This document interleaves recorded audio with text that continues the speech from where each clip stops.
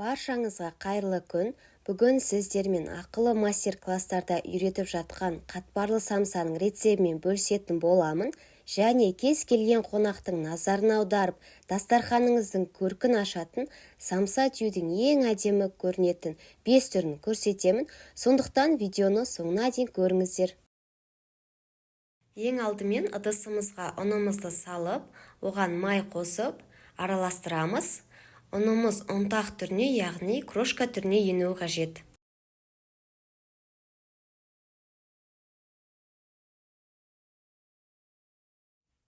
Бөлек ыдысқа сметана, жұмыртқа және тұз қосып, жақсылап араластырамыз.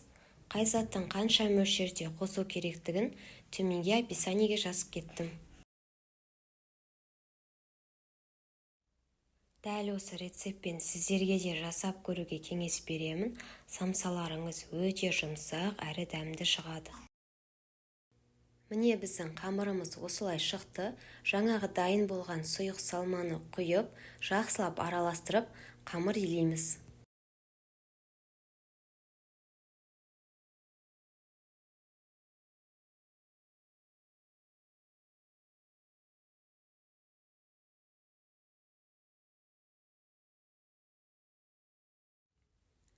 Міне біздің қамырымыз дайын, осылай болып шығады. Енді ауа өтпейтіндей етіп, пищевая пленкаға орап, холодильникке 20-30 минутқа қоямыз. Қамырымыз дайын болғанша самсаға қосатын салмасын дайындаймыз. Фаршқа ұсақтап туралған пияз саламыз, тұз, бұрыш және сұйық май қосып араластырамыз.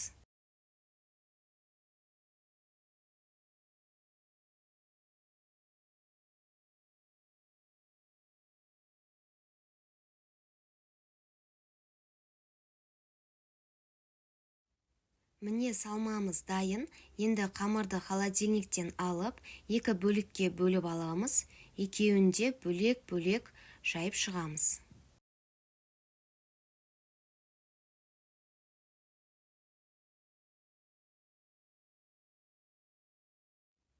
Қамырымызды осылай ұн қосып, жайып аламыз.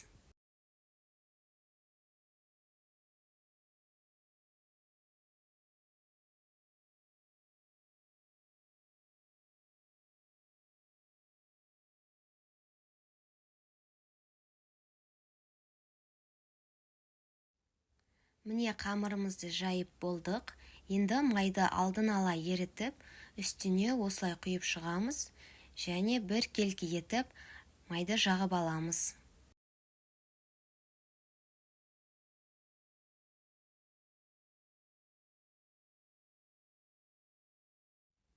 Майды жағып алған соң, екінші қамырымызды осылай үстіне қойып шығамыз.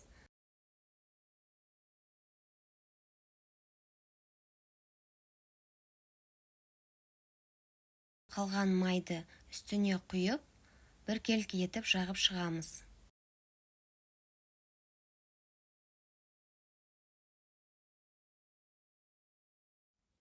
Міне қамырымыз осылай шықты. Енді шетінен бастап, рулет сияқты тығыздап орап шығамыз. Орап болған соң, 2 бөлікке бөліп, пищевая пленкамен орап, морозильникке 1,5-2 сағатқа немесе холодильникке 3-4 сағатқа қоямыз.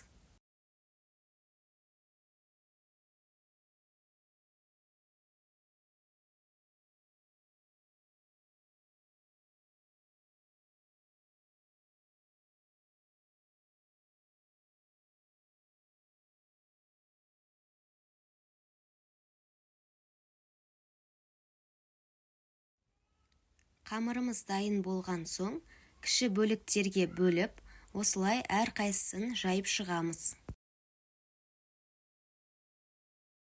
Самсаның қамырын жайған кезде, ортасын емес, тек шеткі бөліктерін ғана жайып шығу қажет. Ал енді самса тиюді бастаймыз, яғни бірінші әдіс. Бұл самсаны осылай салмасын салып болған соң, шетін біріктіріп алып, осылай шеттерін орап шығамыз. Самса тиюдің екінші әдісінде Қамырға салмамызды салып болған соң, екінші қамырды осылай бетіне қойып, шеттерін біріктіріп аламыз. Және осы видеодағыдай шетін орап шығамыз. Бұл өте әдемі көрінеді.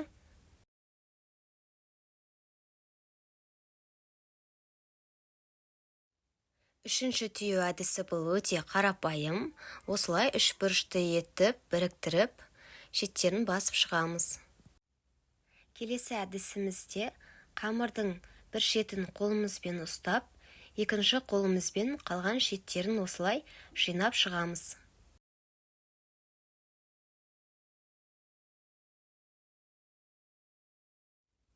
Самса түйудің соңғы әдісі, яғни екі қолымызбен осылай кезек-кезек қамырды біріктіріп шығамыз.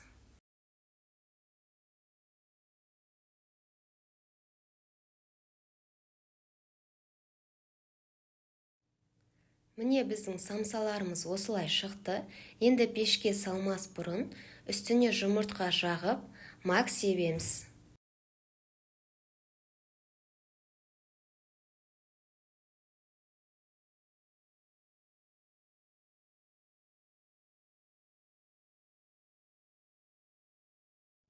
Қызып тұрған пешке 180 градусқа 30-45 минутқа қойып аламыз.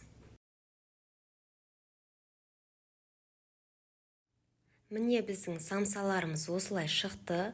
Өте жұмсақ әрі дәмді. Кез келген қонақ келгенде қоюларыңызға болады. Өте әдемі көрінеді. Келесі жолы мен гармошка самсаның қалай жасалу керектігін және түйу тәсілдерін көрсететін боламын. Сондықтан маған тіркеліп кетіңіздер.